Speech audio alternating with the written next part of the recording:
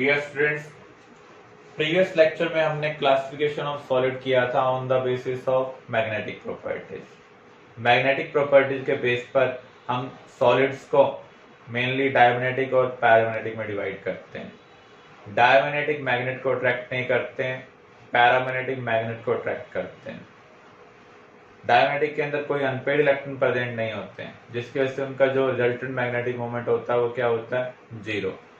जबकि पैरामैग्नेटिक के अंदर अनपेड इलेक्ट्रॉन प्रेजेंट होते हैं, तो उसका जो रिजल्टेंट मैग्नेटिक मोमेंट होता है वो जीरो नहीं होता, इसलिए वो दूसरे मैग्नेट के साथ इंटरेक्ट कर सकता है।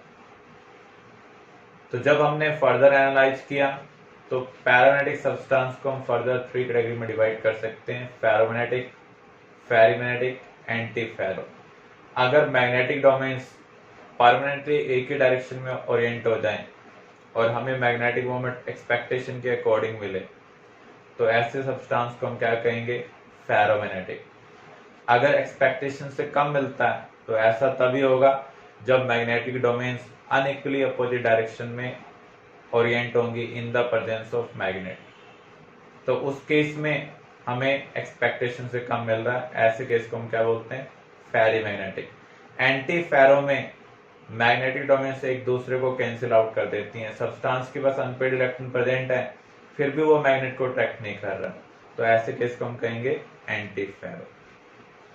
तो यहाँ पर परमानेंट ओरिएंटेशन हो रहा है मैग्नेटिक डोमेन का। अगर आप ऐसे सब्सटेंस को एक पार्टिकुलर टेम्परेचर पर हीट करें तो उस टेम्परेचर पर फिर से रैंडम ओरिएंटेशन हमें मिल जाता है मैग्नेटिक डोमेन का। इसका मीनिंग वो फिर से किस में कन्वर्ट हो जाते हैं, पैरामैग्नेटिक के अंदर। इस टेम्परेचर को हम क्या बोलते हैं, क्यूरी टेम्परेचर। अब हम करने जा रहे हैं classification of solids on the basis of electrical behaviour. Electrical behaviour के बेस पर हम सॉलिड को कंडक्टर, इंसुलेटर और सेमीकंडक्टर में डिवाइड करते हैं, और एक स्पेशल केस है सुपर कंडक्टर। बैंड थ्योरी के बेस पर हम इस चीज को एक्सप्लेन कर सकते हैं।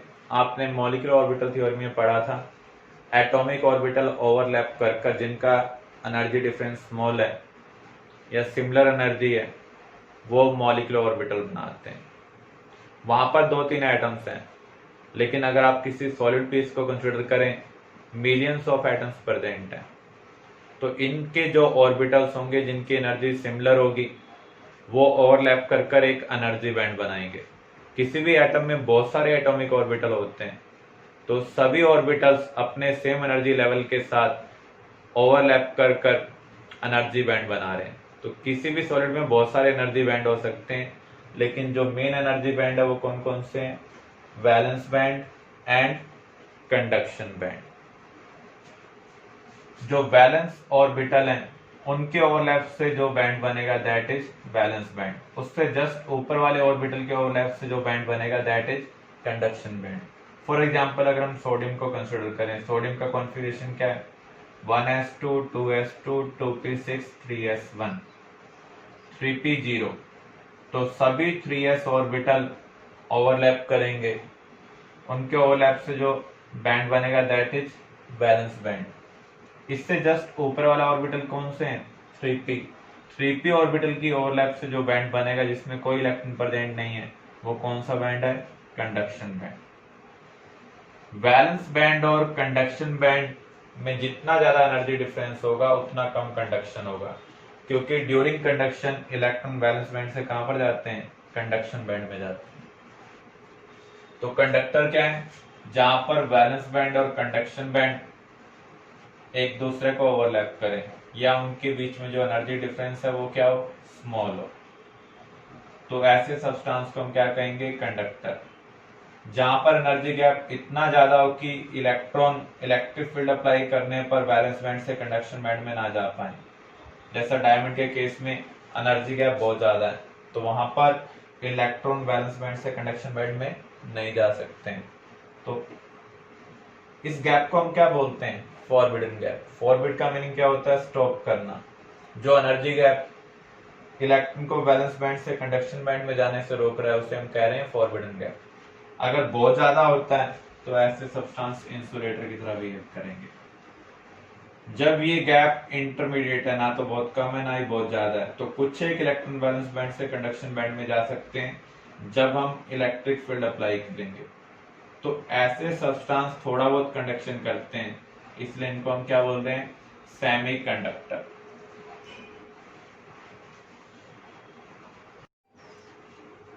सेमीकंडक्टर की कंडक्टिविटी को हम बाय डोपिंग चेंज कर सकते हैं। हमने एन और पी टाइप सेमीकंडक्टर के रिगार्डिंग डिस्कशन किया था। एन टाइप में हम इलेक्ट्रॉन रिच इम्प्योरिटी का एडिशन करते हैं, पी टाइप में हम इलेक्ट्रॉन डेफिशिएंट इम्प्योरिटीज का एडिशन करते हैं। इलेक्ट्रॉन डेफिशिएंट इम्प्योरिटी ऐड करने पर चार्ज कैरियर होल्स प्रोड्यूस होते हैं, इलेक्ट्रॉन रिच इम्प्योरिटी ऐड करने पर charge carrier free electron produce होते हैं, तो हमें एक्स्ट्रा चार्ज कैरियर मिलते हैं। तो ये प्योर सेमीकंडक्टर के कंपैरिजन में थोड़ा सा ज्यादा कंडक्शन करेंगे। तो एल्युमिनियम को जब आप सिलिकॉन के अंदर डॉप कर रहे हैं तो एल्युमिनियम के पास 3 वैलेंस इलेक्ट्रॉन है। सिलिकॉन क्रिस्टल में फिट होने के लिए कितने इलेक्ट्रॉन चाहिए, 4। तो यहाँ पर ये जो इम्प्योरिटीज है इसके पास लेस वैलेंस इलेक्ट्रॉन है देन रिक्वायर्ड, तो ये इलेक्ट्रॉन डेफिशिएंट इम्प्योरिटी है, इसलिए यहाँ पर जो हमें सेमीकंडक्टर मिल रहा है वो कौन सा है, पी टाइप। आर्सेनिक को जब हम सिलिकॉन के अंदर डॉप कर रहे हैं, ये ग्रुप 15 एलिमेंट है, इसके पास 5 वैलेंस इलेक्ट्रॉन है, सिलिकॉन के पास 4 वैलेंस इलेक्ट्रॉन है, तो यहाँ रिक्वायरमेंट से ज्यादा इलेक्ट्रॉन है, इसलिए ये इलेक्ट्रॉन रिच इम्प्योरिटीज है। तो यहाँ पर हमें एन टाइप सेमीकंडक्टर मिलेगा और यहाँ पर जो एक्स्ट्रा चार्ज कैरियर प्रोड्यूस होंगे वो कौन से होंगे, इलेक्ट्रॉन्स होंगे। सुपरकंडक्टर ऐसा सब्सटेंस जो पार्टिकुलर टेम्परेचर रेंज में रेजिस्टेंस 0 शो करे, तो ऐसे सब्सटेंस को हम क्या कहेंगे, सुपरकंडक्टर। इसका मीनिंग जो इलेक्ट्रिक करंट होगा हमेशा सर्किट में फ्लो होता रहेगा। जो मर्करी है वो 4 केल्विन टेम्परेचर से नीचे एज ए सुपरकंडक्टर बिहेव करता है। जब मैग्नेटिक फील्ड एक्सपेल हो जाती है, मोशन स्टॉप हो जाए, तो उस केस में वो सुपरकंडक्टर की तरह बिहेव कर सकते हैं। ये इंट्रोडक्टरी है, ये टॉपिक हमें नहीं करना है।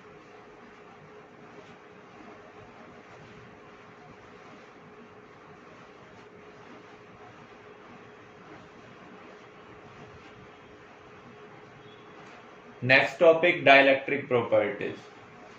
इंसुलेटर डाइलेक्ट्रिक प्रॉपर्टीज शो करते हैं। पीजो इलेक्ट्रिसिटी का मीनिंग क्या है, पीजो का मीनिंग है प्रेशर। अगर हम प्रेशर अप्लाई करें इलेक्ट्रिसिटी प्रोड्यूस हो, या फिर हम इलेक्ट्रिसिटी पास करें प्रेशर प्रोड्यूस हो, तो ऐसे सब्सटेंस को हम क्या कहेंगे, पीजियो इलेक्ट्रिक सब्सटेंस। जब हम प्रेशर अप्लाई करते हैं, नॉर्मली सब्सटेंस में जो पॉजिटिव नेगेटिव सेंटर होते हैं एक ही पॉइंट पर कोइंसाइड करते हैं। अब क्या होगा, प्रेशर अप्लाई करने पर ये सेपरेट हो जाएंगे।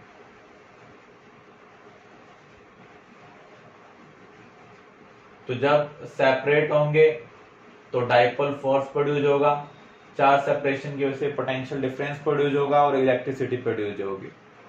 तो प्रेशर अप्लाई करने पर सब्सटेंस का जो पॉजिटिव नेगेटिव सेंटर जो पहले कोइंसाइड था, अब वो सेपरेट हो रहे हैं। सेपरेट होने से डाइपोल वेक्टर बनेंगे और पोटेंशियल डिफरेंस क्रिएट होगा, इलेक्ट्रिसिटी प्रोड्यूस होगी। तो प्रेशर अप्लाई करने पर जो सब्सटेंस इलेक्ट्रिसिटी प्रोड्यूस करते हैं उन्हें हम क्या कहेंगे, पीजियो इलेक्ट्रिक सब्सटेंस, और फिनोमेना को हम क्या कहेंगे, पीजियो इलेक्ट्रिसिटी। गैस लाइटर जो हम यूज करते हैं वहां पर आप प्रेशर अप्लाई करते हैं और स्पार्क प्रोड्यूस होती है, वो इसी बिहेवियर के ऊपर डिजाइन की गई है।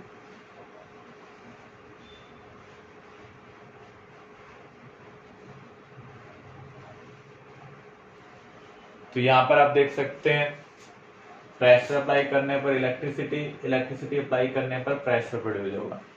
इसका और भी एप्लीकेशन हो सकता है। जो हम वेइंग मशीन यूज करते हैं, जैसे ही आप किसी भी ऑब्जेक्ट को या किसी भी मटेरियल को उसके ऊपर प्लेस करते हैं तो प्रेशर अप्लाई होता है और इलेक्ट्रिसिटी प्रोड्यूस होती है। हमने इलेक्ट्रिसिटी को कैलिब्रेट किया हुआ है, मान लीजिए 1 मिली एम्पियर करंट प्रोड्यूस हो रहा है तो उसके कोरस्पॉन्डिंग मास 10 kg है। अगर 0.5 प्रोड्यूस हुआ तो मास कितना होगा, तो इसके हिसाब से हमने करंट को कैलिब्रेट किया हुआ है और किसी भी सब्सटेंस का, किसी भी ऑब्जेक्ट का हम मास डिटरमाइन कर सकते हैं। क्वार्ट्ज, टाइटनेट्स ऑफ बेरियम, लेड जिरकोनेट, ये एग्जाम्पल हैं पीजियो इलेक्ट्रिक सब्सटेंस के। पायरो इलेक्ट्रिसिटी का मीनिंग क्या है? पायरो का मीनिंग है हीट। हीट अप्लाई करने पर अगर इलेक्ट्रिसिटी प्रोड्यूस हो, अगर आप किसी चीज को फायर में प्लेस कर देते हैं तो हीट के एक्शन की वजह से अगर इलेक्ट्रिसिटी प्रोड्यूस होती है तो ऐसे सब्सटेंस को हम क्या कहेंगे? Pyroelectric substance. Again same behaviour है, यहाँ पर पॉजिटिव नेगेटिव सेंटर कोइंसाइड कर रहे हैं, हीट के एप्लीकेशन की वजह से ये एक्सपेंड होंगे और सेपरेट होंगे। तो सेपरेट होने पर एक पोटेंशियल डिफरेंस क्रिएट हो जाएगा और इलेक्ट्रिसिटी प्रोड्यूस होगी। इसका यूज हम हाई टेम्परेचर थर्मोमीटर में यूज कर सकते हैं। इस एप्लीकेशन का यूज हम कहां पर कर सकते हैं? हाई टेम्परेचर थर्मोमीटर में। हम वहां पर सब्सटेंस को इंट्रोड्यूस कर देंगे, इलेक्ट्रिसिटी प्रोड्यूस होगी, करंट की वैल्यू के अकॉर्डिंग हम टेम्परेचर को डिटरमाइन कर सकते हैं, क्योंकि टेम्परेचर के अकॉर्डिंग ही पॉजिटिव नेगेटिव में डिफरेंस क्रिएट होगा। जितना ज़्यादा टेम्परेचर डिफरेंस होगा उतना ज़्यादा पॉजिटिव नेगेटिव सेपरेट होंगे, उतना ज़्यादा पोटेंशियल डिफरेंस क्रिएट होगा।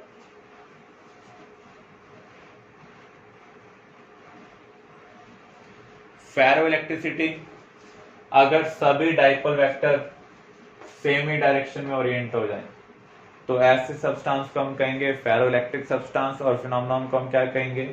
फेरो इलेक्ट्रिसिटी।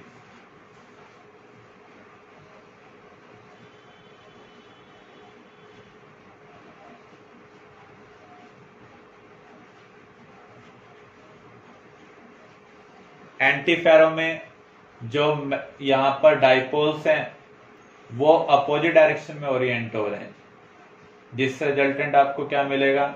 0 मिलेगा। क्लियर? किसी भी सॉलिड के अंदर पार्टिकल्स की अरेंजमेंट कैसी है? एफसीसी है, बीसीसी है, सिंपल क्यूबिक है, या उसका जो क्रिस्टल सिस्टम है क्यूबिक है, हेक्सागोनल है, टेट्राहेड्रल है, इसको हम एक्सपेरिमेंटली एक्सरे डाइफ्रैक्शन का यूज करके डिटरमाइन कर सकते हैं।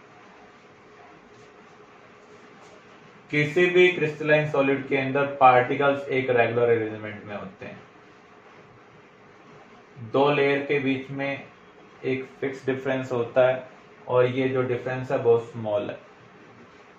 तो जब आप एक्सरे इंसिडेंट करते हैं तो उस केस में डाइफ्रैक्शन होता है। डाइफ्रैक्शन की कंडीशन क्या है? जो ओपनिंग होती है, जो गैप होता है, वो वेवलेंथ के नियर बाय होना चाहिए, उससे स्मॉलर होना चाहिए। तो जब हम एक्सरे यहाँ पर इंसिडेंट कर रहे हैं तो फर्स्ट लेयर से ये रिफ्लेक्ट हो रहा है, सेकंड लेयर से रिफ्लेक्ट हो रहा है। ये जो रिफ्लेक्ट होने वाली रेज हैं ये आपस में मर्ज हो सकती हैं। मर्ज होंगी तो ब्राइट स्पॉट बनेगा, अगर एक दूसरे को कैंसिल आउट करेंगे तो डल स्पॉट बनेगा, फिर ब्राइट स्पॉट बनेगा। ये सब कोसेंट्रिक होते हैं। इस फिनोमेनन को हम क्या बोलते हैं? डाइफ्रैक्शन, जिसको आप फिजिक्स में ऑप्टिक्स में स्टडी करेंगे। तो यहाँ पर जो ब्राइट स्पॉट बन रहे हैं उनका यूज कर और पार्ट डिफरेंस का यूज कर हम यहाँ पर ये सेपरेशन कैलकुलेट कर सकते हैं।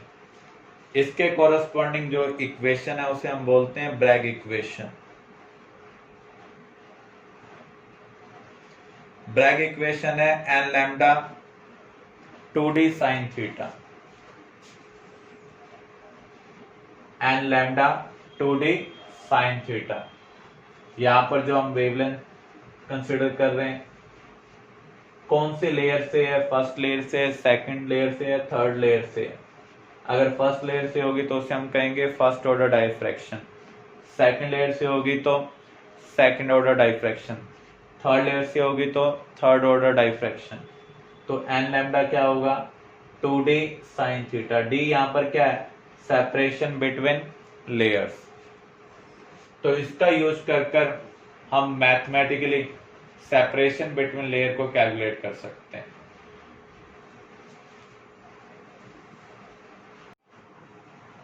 मिलर इंडिसेस क्या है? अभी हमने ब्रैग इक्वेशन स्टडी की, n lambda equal to 2d sine theta, d के नीचे एच के एल लिखा हुआ था। एच के एल यहाँ पर क्या है मिलर इंडिसेस है। मिलर इंडिसेस को हम डिटरमाइन कैसे करते हैं?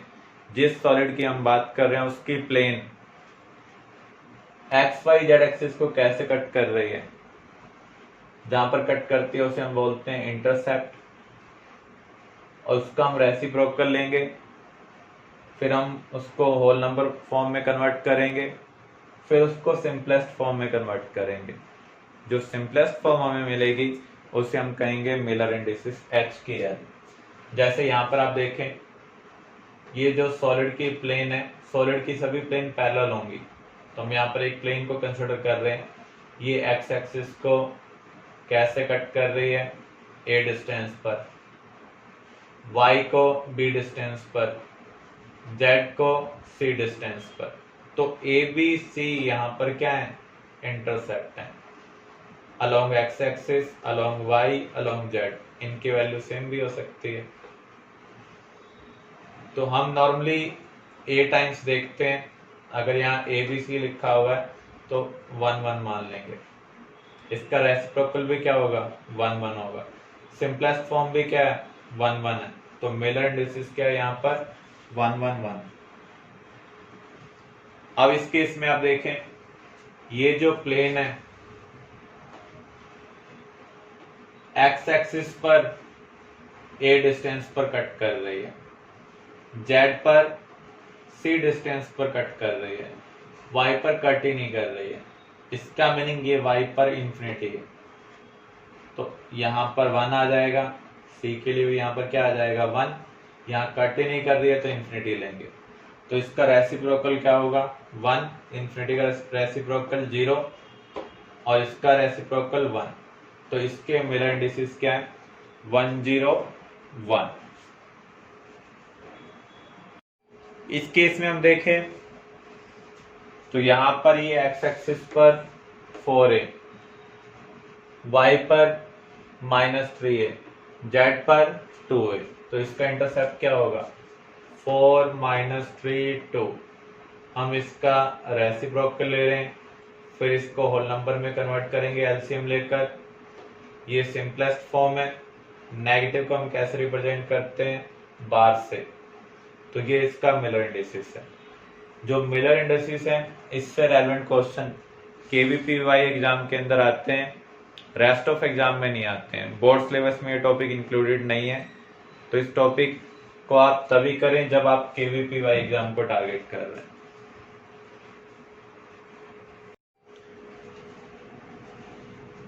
आपसे Miller indices, Bragg equation relevant question normally exam में नहीं पूछे जाएंगे। ये टॉपिक हमने इंट्रोडक्टरी कवर किए हैं, लेकिन एग्जाम में ऐसे क्वेश्चन आ सकते हैं एफसीसी में। इस टाइप की पार्टिकल्स की अरेंजमेंट हमें किस प्लेन में देखने को मिलेगी, तो आपको 3 डायमेंशनली इसको विजुलाइज करना होगा। जैसे आप देख सकते हैं एफसीसी में ये पैटर्न हमें अलोंग फेस दिख रहा है, तो आपको ये पैटर्न दिया होगा, आपको कहा जाएगा ऐसी प्लेन को मार्क करो जहां पर ये पैटर्न ऑब्जर्व हो रहा है। तो आप देख सकते हैं ये पैटर्न इस केस में ऑब्जर्व हो रहा है। ऐसे आप देखो ये पैटर्न यहाँ पर ऑब्जर्व हो रहा है। तो हमें प्लेन आइडेंटिफाई करनी होगी जहां पर ये पैटर्न हम विजुलाइज कर सकते हैं। What happens to coordination number? First case when sodium chloride is subject to high pressure. जब हम प्रेशर इंक्रीज करते हैं तो पार्टिकल्स क्लोजर आते हैं। सोडियम क्लोराइड का कोऑर्डिनेशन नंबर क्या होता है 6:6। तो जब आप प्रेशर इंक्रीज करेंगे तो इसका कोऑर्डिनेशन नंबर 6 से क्या हो जाएगा 8 हो जाएगा। इसका मीनिंग ये किस में कन्वर्ट हो जाएगा, सीजियम क्लोराइड टाइप स्ट्रक्चर के अंदर।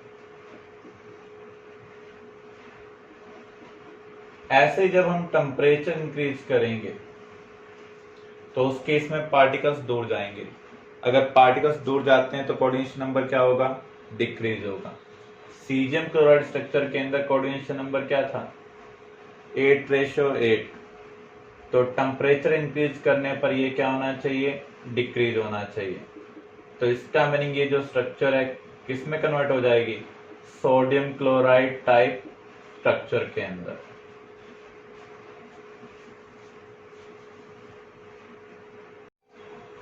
नेक्स्ट इंट्रोडक्टरी टॉपिक हम कवर करने जा रहे हैं एलिमेंट्स ऑफ सिमेट्री। किसी भी ऑब्जेक्ट के अंदर तीन टाइप की सिमेट्री प्रेजेंट हो सकती है, centre of symmetry, plane of symmetry, axis of symmetry. Centre of symmetry का मीनिंग क्या, ऑब्जेक्ट में एक ऐसा पॉइंट जिसमें से आप एक लाइन पास करें, इक्वल अपोजिट डिस्टेंस पर चेक करने पर आपको सेम अपीयरेंस मिले, इसे हम सेंटर ऑफ इन्वर्जन भी कह सकते हैं।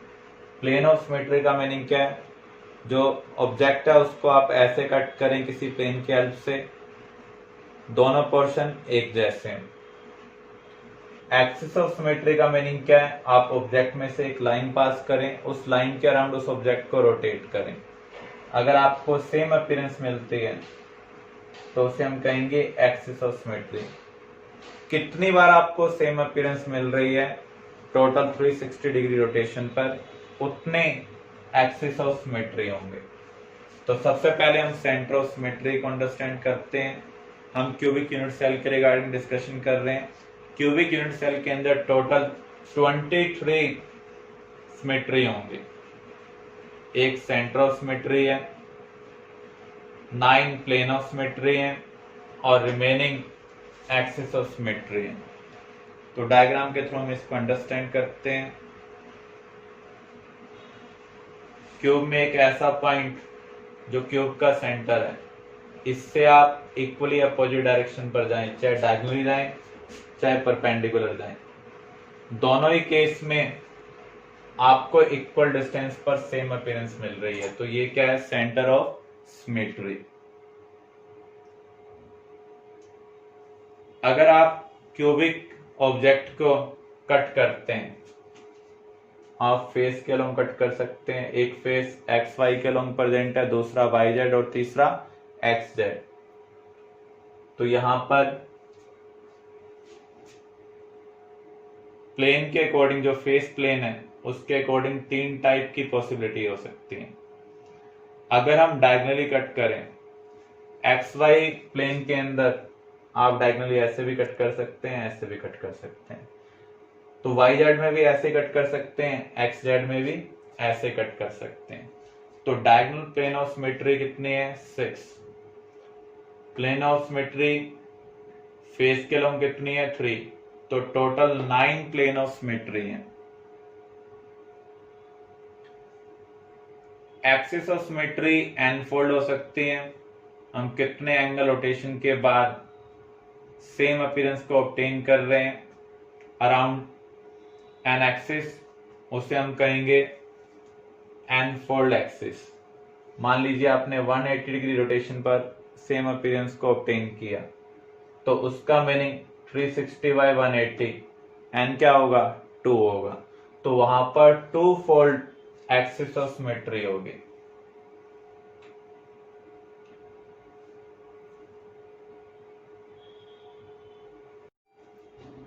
अगर हमें 360 डिग्री रोटेशन करने पर सेम अपीयरेंस नहीं मिल रही है, तो ऐसे केस को हम क्या कहेंगे, आइडेंटिटी एक्सिस। अगर 360 डिग्री रोटेट करने पर आपको 2 बार सेम अपीयरेंस मिलती है, मींस 180 डिग्री एंगल पर ही आपको सेम अपीयरेंस मिलती है, तो उसको हम कहेंगे डायड एक्सिस। तो यहां पर ऐसा कब पॉसिबल हो सकता है, जब आप एज के अलोंग रोटेट करें। अगर आप एज के अलोंग ऑब्जेक्ट को रोटेट करेंगे, जैसे इस केस को हम कंसिडर करें, इस एज में से हमने एक लाइन पास कर दी, इसके अलोंग अगर आप रोटेशन करेंगे तो आपको 180 डिग्री रोटेट करने पर सेम अपीयरेंस मिलेगी। तो ऐसे कॉम्बिनेशन हर एज के कोरस्पॉन्डिंग 2 बन रहे हैं। आपके पास एज कितने हैं? देखो एज आपके पास है 12, लेकिन आप देख सकते हैं ये जो एक्सिस है ये 2 एज में से पास हो रहा है। तो ऐसे केस में आप ये कह सकते हैं आपके पास ऐसे 6 कॉम्बिनेशन बन रहे हैं फॉर सेट ऑफ 2 एज। इसलिए हम कहेंगे यहां पर 6 डायड एक्सिस हैं जहां पर आपको 180 डिग्री रोटेट करने पर सेम अपीयरेंस मिल रही है। अगर 120 डिग्री रोटेट करने पर आपको सेम अपीयरेंस मिल जाए तो इसका मीनिंग आपको 3 फोल्ड एक्सिस ऑफ सिमेट्री मिल रहा है, ट्राइड एक्सिस मिल रहा है। ट्राइड एक्सिस हमें कब मिलते हैं? जब हम डायगोनल में से एक्सिस को पास करते हैं। तो ऐसे जो केस हैं वो कितने हैं? 4 हैं। ऐसे 90 डिग्री रोटेशन करने पर हमें 4 टाइम्स सेम अपीयरेंस मिल रही है, उसे हम क्या कहेंगे? Tetrahedral axis of symmetry. तो ऐसे कॉम्बिनेशन हमें कितने मिल रहे हैं? 3। इसको हम डायग्राम के थ्रू अंडरस्टैंड करते हैं। जैसे इस केस में आप देखें यहां से हमने लाइन पास की, तो यहां पर 90 डिग्री रोटेशन करने पर आपको सेम अपीयरेंस मिल रही है। तो 360 डिग्री रोटेशन करने पर 4 टाइम्स आपको सेम अपीयरेंस मिलेगी। इसका मीनिंग ये क्या है? टेट्राहेड्रल एक्सिस ऑफ सिमेट्री है। आप देख सकते हैं ये 2 फेस में से पास हो रहा है। तो यहां पर 2 अपोजिट फेस का एक सेट है, ऐसे ही दूसरा सेट होगा, ऐसे ही तीसरा सेट होगा। तो ऐसे कॉम्बिनेशन कितने बन सकते हैं? 3 बन सकते हैं। ये एज में से पास हो रहा है तो ऐसे, सॉरी ये एज में से पास हो रहा है तो ऐसे कॉम्बिनेशन कितने बन रहे थे? 6। अब हम opposite corner means body diagonal में से पास कर रहे हैं, तो बॉडी डायगोनल कितने बन सकते हैं? अगर आप बॉडी डायगोनल को काउंट करें तो यहां पर ये 4 बन सकते हैं। तो आप ये कह सकते हैं जो एक्सिस ऑफ सिमेट्री है क्यूब के अंदर वो कितने बन रहे हैं? 13 बन रहे हैं। तो सेंटर ऑफ सिमेट्री क्यूब के अंदर 1 है, प्लेन ऑफ सिमेट्री 9 है, डायड एक्सिस कितने थे? 6 जो एज में से पास हो रहे थे। और जो बॉडी डायगोनल में से पास हो रहा है वो कौन से एक्सिस हैं? ट्राइड एक्सिस हैं। आपको 120 डिग्री रोटेशन करने पर सेम अपीयरेंस मिलेगी। तो ऐसे कॉम्बिनेशन 4 बन रहे थे। 90 डिग्री रोटेशन करने पर आपको सेम अपीयरेंस मिल रही है, मीन्स 360 पर 4 टाइम्स सेम अपीयरेंस मिल रही है। तो ऐसा तभी होगा जब 2 फेस में से लाइन पास होगी उसके सेंटर से। तो ऐसे कॉम्बिनेशन कितने बन रहे थे? 3। तो टोटल एलिमेंट्स ऑफ सिमेट्री कितने? 23। इनसे रेलेवेंट कोई भी, अगर हमें 360 डिग्री रोटेशन करने पर सेम अपीयरेंस नहीं मिल रही है तो ऐसे केस को हम क्या कहेंगे? Identity axis. अगर 360 डिग्री रोटेट करने पर आपको 2 बार सेम अपीयरेंस मिलती है, मीन्स 180 डिग्री एंगल पर ही आपको सेम अपीयरेंस मिलती है, तो उसको हम कहेंगे डायड एक्सिस। तो यहां पर ऐसा कब पॉसिबल हो सकता है? जब आप एज के अलोंग रोटेट करें। अगर आप एज के अलोंग ऑब्जेक्ट को रोटेट करेंगे, जैसे इस केस को हम कंसिडर करें, इस एज में से हमने एक लाइन पास कर दी, इसके अलोंग अगर आप रोटेशन करेंगे तो आपको 180 डिग्री रोटेट करने पर सेम अपीयरेंस मिलेगी। तो ऐसे कॉम्बिनेशन हर एज के कोरस्पॉन्डिंग 2 बन रहे हैं। आपके पास एज कितने हैं? देखो एज आपके पास है 12, लेकिन आप देख सकते हैं ये जो एक्सिस है ये 2 एज में से पास हो रहा है। तो ऐसे केस में आप ये कह सकते हैं आपके पास ऐसे 6 कॉम्बिनेशन बन रहे हैं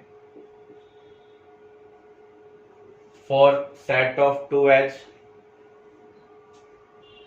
इसलिए हम कहेंगे यहां पर 6 डायड एक्सिस हैं जहां पर आपको 180 डिग्री रोटेट करने पर सेम अपीयरेंस मिल रही है। अगर 120 डिग्री रोटेट करने पर आपको सेम अपीयरेंस मिल जाए तो इसका मीनिंग आपको 3 फोल्ड एक्सिस ऑफ सिमेट्री मिल रहा है, ट्राइड एक्सिस मिल रहा है। ट्राइड एक्सिस हमें कब मिलते हैं? जब हम डायगोनल में से एक्सिस को पास करते हैं। तो ऐसे जो केस हैं वो कितने? 4 हैं। ऐसे 90 डिग्री रोटेशन करने पर हमें 4 टाइम्स सेम अपीयरेंस मिल रही है, उसे हम क्या कहेंगे? Tetrahedral axis of symmetry. तो ऐसे कॉम्बिनेशन हमें कितने मिल रहे हैं? 3। इसको हम डायग्राम के थ्रू अंडरस्टैंड करते हैं। जैसे इस केस में आप देखें, यहां से हमने लाइन पास की, तो यहां पर 90 डिग्री रोटेशन करने पर आपको सेम अपीयरेंस मिल रही है। तो 360 डिग्री रोटेशन करने पर 4 टाइम्स आपको सेम अपीयरेंस मिलेगी। इसका मीनिंग ये क्या है? टेट्राहेड्रल एक्सिस ऑफ सिमेट्री है। आप देख सकते हैं ये 2 फेस में से पास हो रहा है। तो यहां पर 2 अपोजिट फेस का एक सेट है, ऐसे ही दूसरा सेट होगा, ऐसे ही तीसरा सेट होगा। तो ऐसे कॉम्बिनेशन कितने बन सकते हैं? 3 बन सकते हैं। ये एज में से पास हो रहा है तो ऐसे, सॉरी ये एज में से पास हो रहा है तो ऐसे कॉम्बिनेशन कितने बन रहे थे? 6।